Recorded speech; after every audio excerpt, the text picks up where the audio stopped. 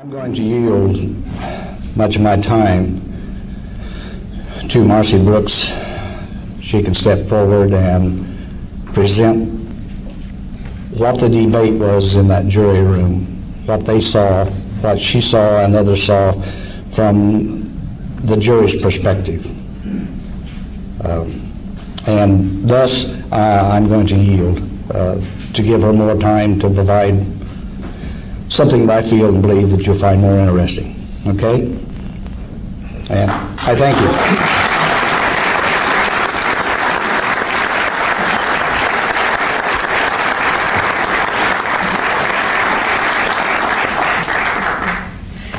Whitey doesn't really get off that easy. There's several questions he needs to answer, and he's going to answer them, and he just hates being up here. It's a delight for me to be here. First, I want to say and clarify that I am not the juror, okay? There were 12 of us, and 12 fine citizens who were very concerned about doing what was right. When we first entered the courtroom, it seemed very easy, you know, well, okay, did he file or didn't he file? That's not too difficult to decide, you know. But it didn't take us long to realize that it wasn't going to be so simple. First of all, Agent Craner, who was the man who had been investigating Mr. Harrell for 3 years, came to the witness stand with no paperwork, no files, empty-handed. They asked him questions, and I assume that he's a fairly intelligent man, having to have had the job that he's had all these years, and he just couldn't seem to remember anything. And, well, y'all, I think Mr. Harrell asked me some questions, but I don't think I wrote them down. And, well, I'm not real sure about that. Well, yeah, that could be. And we're going, how long have you been investigating this case, you know? And and he spoke real softly and just kind of mumbled, and you know, I guess I assumed that an investigator would be more well-spoken, and so that immediately aroused in me some suspicion. Something isn't right here. And he made, well then, okay, he said, I don't remember writing down any questions from Mr. Harrell. Well then they brought on a video of the interview with Mr. Harrell. Keep that in mind, okay? And there he is, writing away. And every question that Mr. Harrell would ask, he would write away, and then he would say, I'll get that answer for you. I'll get that answer for you. And they said, did you ever get back to Mr. Harrell? Well, no, sir. You know, and again, we're going, why? What? This is so strange. It shouldn't be this difficult, right? It is the law, right? So it shouldn't be this difficult. Well, then Mr. Harrell was able to testify. And at one point, when all this is going on, and they had, I don't know how many witnesses, to prove that Mr. Harrell lived in Illinois and that he was married. And we're going, that's real interesting. You know, you didn't have to really convince us this hard. But after a while, I finally raised my hand, because I had been told that the judge would receive questions, and I raised my hand, and he's going, what? Whoa! He says, I don't have time. And then he backed off, because I just looked at him. I said, pardon? You know, and he said, I'm sorry, what was your question? And I said, I think I just need to be clarified. What is Mr. Harrell being tried for? And he read again, you know, the charge of willfully not filing income tax in Illinois. I said, okay, thank you. You know. So Mr. Harrell got up and had a very calm and brilliant testimony. We were all impressed, and finally he looked at the prosecuting attorney and he said, I'll ask you the same thing I've been asking all along. I don't mind paying my taxes if it is the law. Just show me the law.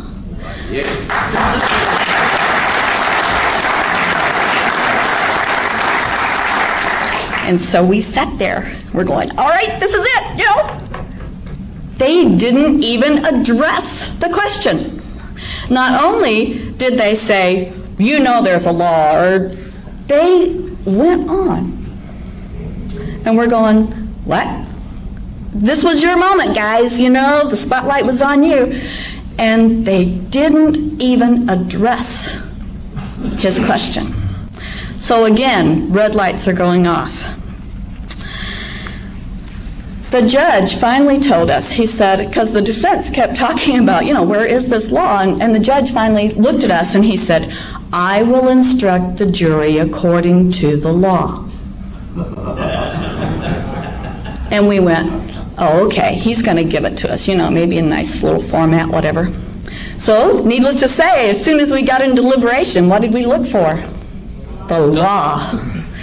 And we're going through papers and we're going, okay, so where is the law? And finally, there was this one piece of paper, and it said, if you are filing jointly and if you are married and filing jointly and under the age of 65, you are required to pay Illinois taxes if you make this much money. And somebody said, there it is, there's the law.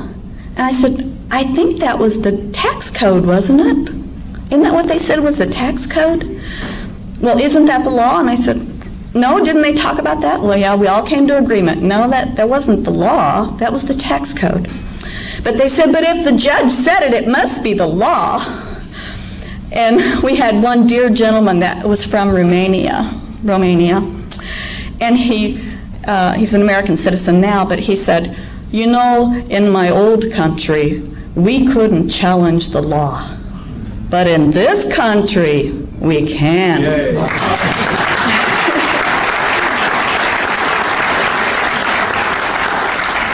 And so I said, okay, let's look at it this way. If it's the law, they shouldn't have any trouble telling us what the number is, right? And they said, you're right. If it's the law, they can give us the number of the law. So that's when we wrote our first request. I wrote out the request, and I said, would you please give us the number of the law that has this wording? And then I took the wording right off of the paper that he had given us. We waited a few minutes, and by the way, the bailiff was fairly new, and he was like going bonkers. He's going, you want to give a request to the judge? Well, I don't know. I've never seen that before, And so, anyway, in a little bit, we got back our answer. And we looked at it, and it said, you have been given everything you need. Well, needless to say, we weren't pleased. We're going, if it's that easy, why didn't he just write it down? Now remember that we'd gone through this whole trial from Wednesday afternoon till Friday morning. The Attorney General's office had all that time just to tell us what the law is. And we heard nothing. We asked the judge, just tell us the number. And one of the jurors said, well, you know how the law is. It's real complicated. Maybe he thought if he gave us a copy of it, we couldn't understand it. And I said, we didn't ask for a copy of the law.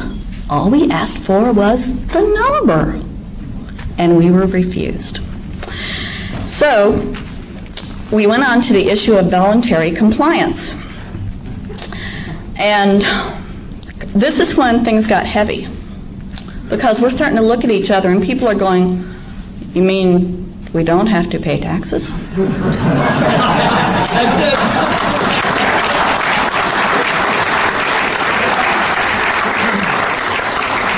And so then we got into, well, is it a moral issue? And, government has to have money to do what it's doing and blah, blah, blah. And I know you'll have answers for that, but realize we were talking as dummies, okay?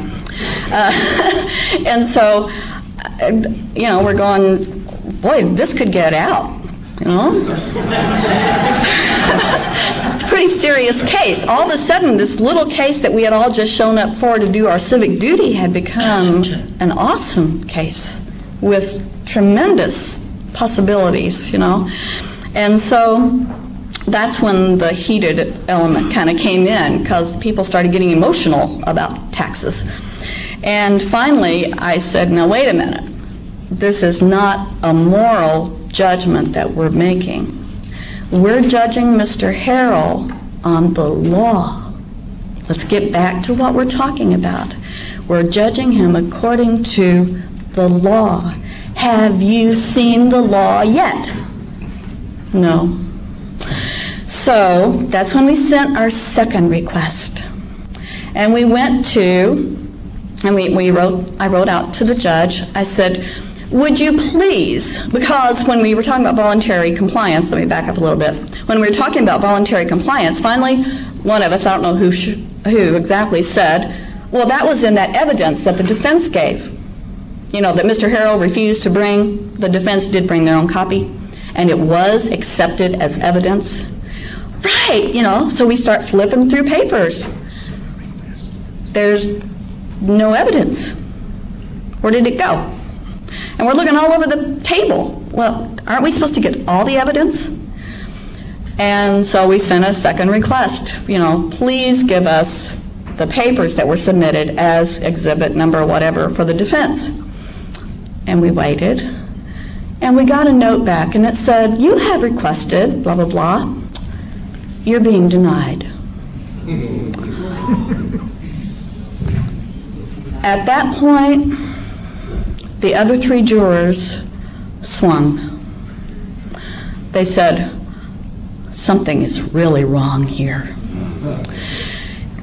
And so some of them said, well, I just don't know. I mean, he's going to be getting away with it. And I said, wait a minute, if it's not the law, he's not getting away with anything but standing for his rights.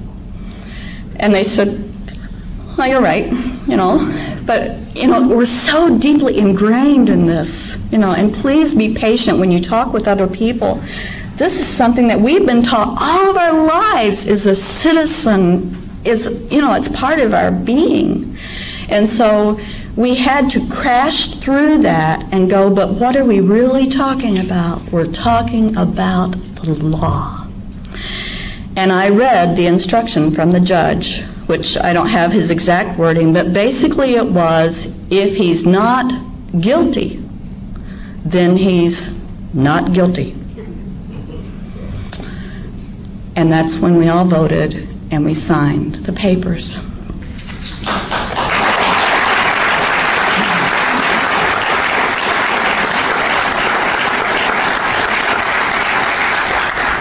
Finally, I will never forget, for one thing, the white face of the judge.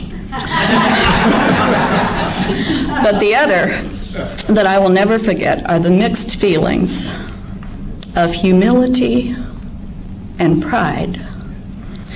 As the clerk read, we, the jury, find the defendant, Galen Harrell, not guilty.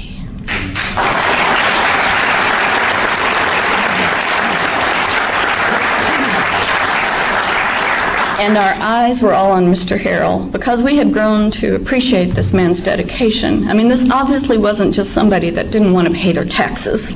He believed in this and was willing to put out everything for his belief.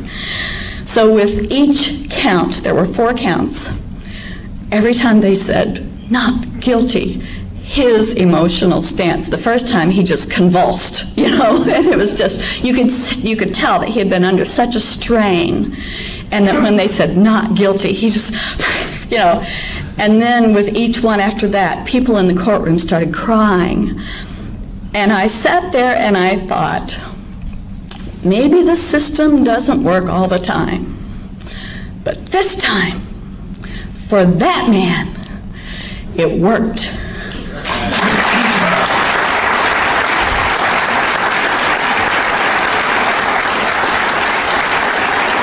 And the conclusion is, no law, not guilty.